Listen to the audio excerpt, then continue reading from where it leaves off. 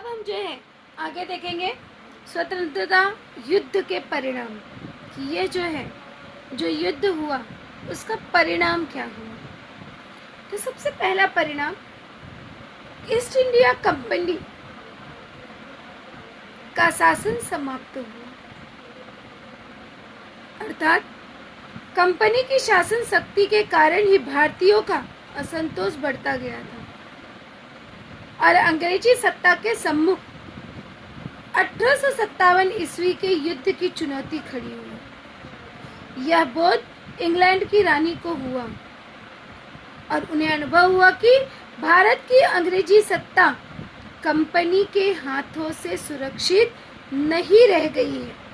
अतः British parliament में 1858 ईस्वी में कानून बनाकर ईस्ट इंडिया कंपनी के शासन को समाप्त कर दिया गया।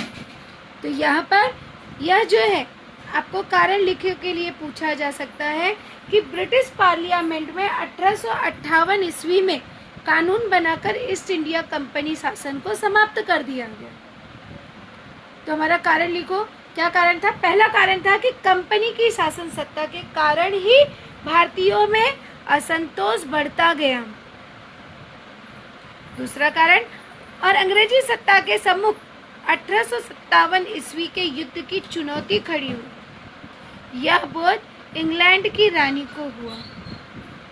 थर्ड पॉइंट, उन्हें अनुभव हुआ कि भारत की अंग्रेजी सत्ता जो है वह कंपनी के हाथों में, ईस्ट इंडिया कंपनी के हाथों में सुरक्षित नहीं है। इसीलिए अंत में जो है पार्लियामेंट, ब्रिटिश पार्लियामेंट अर्थात सभी को बुलाकर 1858 में कानून बनाकर ईस्ट इंडिया कंपनी के शासन को समाप्त कर दिया गया भारत से। गवर्नर जनरल पद के स्थान पर वायसराय पद का निर्माण किया गया। यहाँ पे एक वाक्य के लिए पूछा जा सकता है, गवर्नर जनरल के पद के स्थान पर किस पद का निर्माण किया गया? वायसराय। पहले गवर्नर होते थे, 1857 के युद्ध के पहले गवर्नर होते थे, उनकी जगह पे वायसराय का पद का निर्माण किया गया। और लॉर्ड कनिंग अंतिम गवर्नर जनरल और प्रथम वायसराय बना। इस तरह से एक वाक्य के लिए आ सकता है कि कौन अंतिम गवर्नर तथा जनरल तथा प्रथम वायसराय बना? Lord cunning. या खाली स्थान के लिए आ सकता है, लॉर्ड कनिंग अंतिम गवर्नर जनरल और प्रथम वायसराय बना। जोड़ियां मिलाओ के लिए आपको पूछा जा सकता है, लॉर्ड कनिंग आगे दे दिया अंतिम गवर्नर या प्रथम वायसराय, दोनों में से कोई एक ऑप्शन दे दिया जाएगा। तो ध्यान में रखना कि लॉर्ड कनिंग जो था वह अंतिम गवर्नर और प्रथम वायसराय बना। साथ ही भारत का शासन चलाने के लिए प्रधानमंत्री पद का निर्माण इंग्लैंड के शासन में निर्मित किया गया। प्रधानमंत्री पद पहले नहीं था, पहले राजा महाराजा होते थे। तो भारत में मंत्री पद, राइट, कि मंत्रियों का पद जो है वह निश्चित किया गया, वह जो है इंग्लैंड के शासन में ही निर्मित किया गया। प्रधानमंत्री तो होते थे किंतु साथ ही भारत के जो थे, भारत का शासन चलाने के लिए मंत्री की आवश्यकता है। यह निर्माण जो है इंग्लैंड के शासनकाल में ही निर्मित किया गया। ये अंग्रेजों की ही देन है, जो कि आप आज जो है मंत्रियों के अलग अलग पद देख रहे हैं। दूसरा परिणाम क्या हुआ? विक्टोरिया रानी का घोषणा पत्र। जो इंग्लैंड की विक्टोरिया महारानी थी, उन्होंने अपना एक घोषणा पत्र जारी किया। इंग्लैंड की रानी विक्टोरिया ने भारतीयों को संबोधित कर एक घोषणा पत्र जारी किया और इस घोषणा पत्र में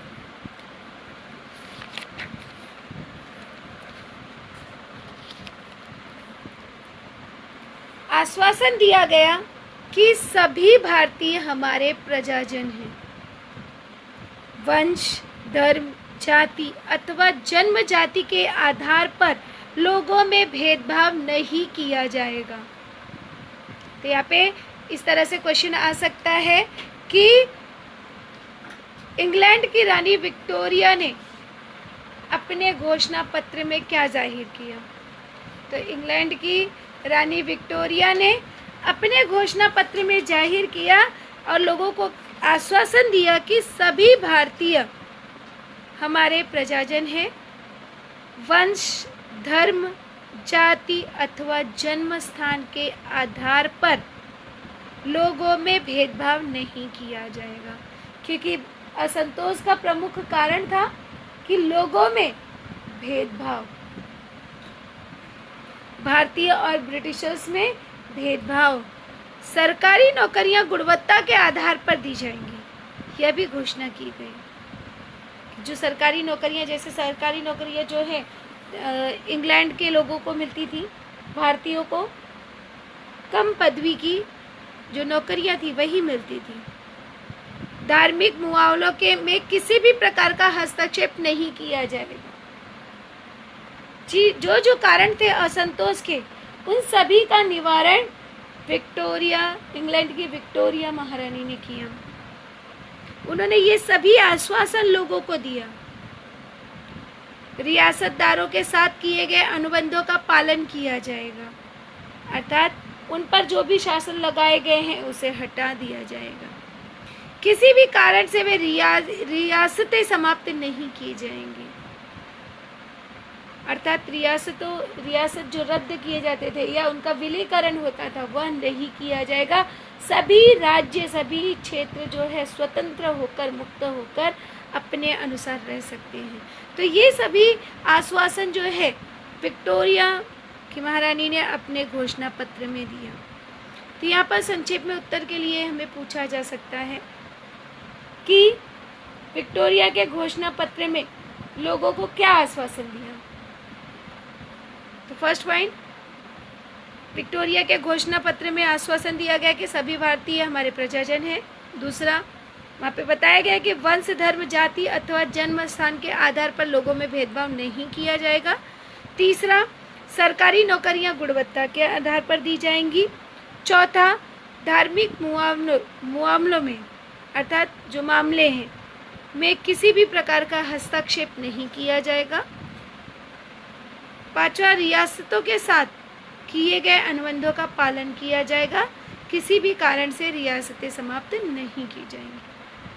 तो ये सब घोषणा पत्र जो है विक्टोरिया के घोषणा पत्र में दिया गया। अगला परिणाम क्या हुआ? भारतीय सेना की पुनर्रचना की गई, फिर से निर्माण किया गया। भारतीय सैनिकों का पुनः निर्माण किया गया। सेना में अंग्रेजी सैनिकों की संख्या बढ़ा दी गई। महत्वपूर्ण पदों पर अंग्रेजी अधिकारियों को नियुक्त किया गया। जो महत्वपूर्ण पद थे उन पर ब्रिटिशर्स का अधिकार दिया गया, अंग्रेजी अधिकारियों का। तोपखाना पूर्णतः अंग्रेज अधिकारियों के नियंत्रण में रखा गया। सेना की टुकड़ियों को जाति के अनुसार विभाजित किया गया। भारतीय सैनिक इकट्ठे आकर अंग्रेजी सत्ता के विरुद्ध विद्रोह नहीं करेंगे, ऐसी सावधानी रखी गई। अर्थात उन सभी को अलग अलग रखा गया, भारतीय सेनाओं को।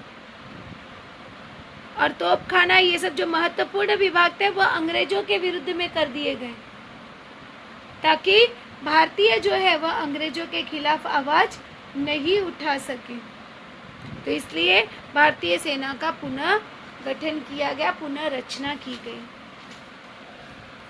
इसके बाद जो है इसमें कुछ नीतिगत परिवर्तन भी आए। अब नीतिगत परिवर्तन कौन कौन से आए? जैसे कि अंग्रेजों ने भारतीयों के सामाजिक और धार्मिक विषयों में हस्तक्षेप न करने की नीति अपनाई। अंग्रेजों ने भी सावधानी बरती कि जिसके वजह से दोबारा इस तरह की परिस्थिति का निर्माण न हो सके। तो इसलिए अंग्रेजों ने भारतीयों के सामाजिक और धार्मिक विषयों में हस्तक्षेप न करने की नीति अपनाई। साथ ही भारतीय समाज सामाजिक रूप से इकट्ठा नहीं होगा, इसकी सावधानी रखना प्रारंभ किया। अर्थात उन्होंने फूट डालो राज करो की नीति अपनाई। ताकि सभी भारतीय एक साथ एकजुट होकर इस तरह की युद्ध का गठन न कर सके। भारतीयों में जाति, धर्म, वंश और प्रदेश के नाम पर हमेशा विवाद, संघर्ष होते रहेंगे। एक दूसरे के प्रति भारतीयों में मन कलुषित होते रहेंगे, अर्थात मन में मुटाव रहेगा। ऐसी नीतियां चलाई गई। इसीलिए उन्होंने अपनी नीति डाली, फूट डालो राज करो। यह सूत्र अंग्रेजी शासन का रहा। युद्ध के बाद उन्होंने यही नीति अपनाई थी कि लोगों में एकता नहीं रहे। अगर एकजुट हो गए तो उन्हें पता था कि उन्हें भारत देश छोड़कर जाना ही पड़ेगा। भारतीय सैनिक जो हैं उन्हें खदेड़ देंगे, भारतीय लोग जो हैं वह उन्हें खदेड़ देंगे। तो इसलिए उन्होंने पहले से ही सभी सावधानियां बरतनी शुरू की। 1857 ईस्वी के स्वतंत्रता युद्ध के कारण भारतीयों को लगने लगा कि अंग्रेजी सत्ता को संगठित रूप से विरोध करना चाहिए। भारतीयों ने भी सबक ली, क्योंकि इंसान गलतियों से ही सीखता है। तो यहाँ पर भारतीयों को, जैसे अंग्रेजों ने सबक लिया कि उन्होंने सेना का पुनर्निर्माण कर दिया, जो भी उच्च अधिकारी थे, जो महत्वपूर्ण पद थे, सब अंग्रेजों को दे दिए। तोपखाना विभाग जो है अंग्रेजों के अधिकार में आ गया। नीति में भी उन्होंने परिवर्तन किया कि फूट डालो और राज करो, क्योंकि उन्हें पता था 1857 के विद्रोह की विफलता का महत्वपूर्ण कारण था कि उनमें एकजुटता नहीं थी, भारतीयों में एकजुटता नहीं थी। सभी केवल अपने अपने स्वार्थ के लिए ही लड़ रहे थे, यह प्रमुख कारण था। तो यहाँ पर भारतीयों को भी एहसास होने लगा कि उनकी युद्ध की विफलता का महत्वपूर्ण कारण क्या है। इसलिए उन्हें भी ऐसा लगने लगा कि अंग्रेजी सत्ता, जो 1857 के स्वतंत्रता युद्ध के कारण भारतीयों को लगने लगा कि अंग्रेजी सत्ता को संगठित रूप में विरोध करना चाहिए। 1857 ईस्वी में स्वतंत्रता का युद्ध भारतीय राष्ट्रीय आंदोलन का प्रेरणा स्रोत सिद्ध हुआ, अर्थात वहीं से स्वतंत्रता युद्ध की शुरुआत हुई। वहीं से लोगों ने सीख लेनी शुरू की कि जिस चीज़ की कमी रह गई 1857 में, तो स्वतंत्रता आंदोलन में उन सभी की भरपाई की जा सके। उन सभी कमियों पर विचार करके तो स्वतंत्रता आंदोलन का निर्माण किया गया। तो वह आंदोलन के लिए प्रेरणादायी सिद्ध हुई। इस तरह से 1857 का विद्रोह रहा और उसका हमारे भारत देश पर परिणाम पड़ा और ब्रिटिशर्स के भी ऊपर उसका प्रभाव दिखाई दिया।